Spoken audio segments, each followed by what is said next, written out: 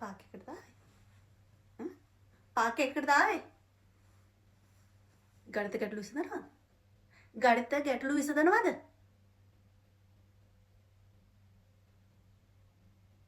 ඔය දරුවෝ කී වසරේද?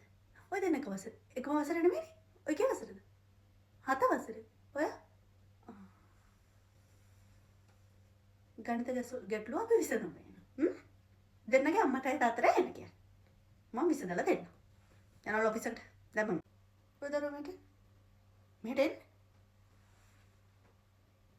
ඔය ඇයි බඹ ගලවලාද තියෙන්නේ? ඈ?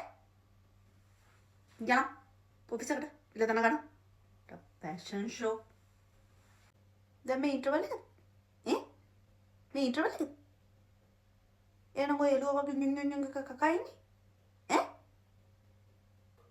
ඉන්ටර්වල් එකට කලින් කනවා නම් ඒ මගෙන් තමයි. ඈ?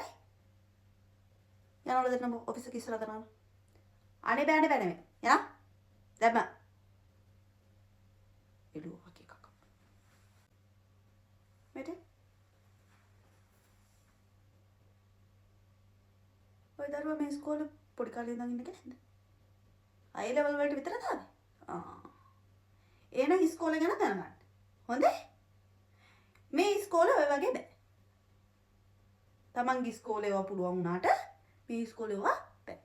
ඔය ගවුම ලිහාගෙන. හරි? ඔහොම බෑ. මිනි ගවුම් ඇඳගෙන මෙතන ෆැෂන් ෂෝ නෑ.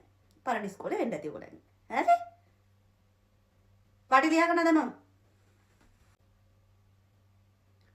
පොලිමට පත්තර බල ඉන්නේ ඉස්කෝලේ ගුරුවරු නැති නිසා ඈ මොකද්ද විෂය තියෙන්නේ? ඉතින් මල්කා මිස් ඇවිල්ලා ඉන්නේ. ඇයි මෙතන කරන්නේ? ඈ මෙතන මොනවද කරන්නේ? ලක්නේ බලනවද? ඈ ලක්නේ බලන මම දන්නේ නැහැ කියලා හිතුවා. ඈ මම දන්නේ නැහැ කියලා හිතුවා. පොළොප්පල බලන ඉස්කෝලේ ඉගෙන ගන්නද? යනවා පදියට. මේක කොලම් මඩුවක් කියලාද? මේක කොලම් මඩුවක් කියලා හිතුවද? එහෙනම් ඒ මෙච්චර කෑ ගන්න. පන්තියම පොට්ටි කරගෙන යනවා කොට්ටම් ගහයට දනගන්න. පන්තියම. දැන් සක්මනේ කොයිද? සක්මනේ කොයිද? ජු!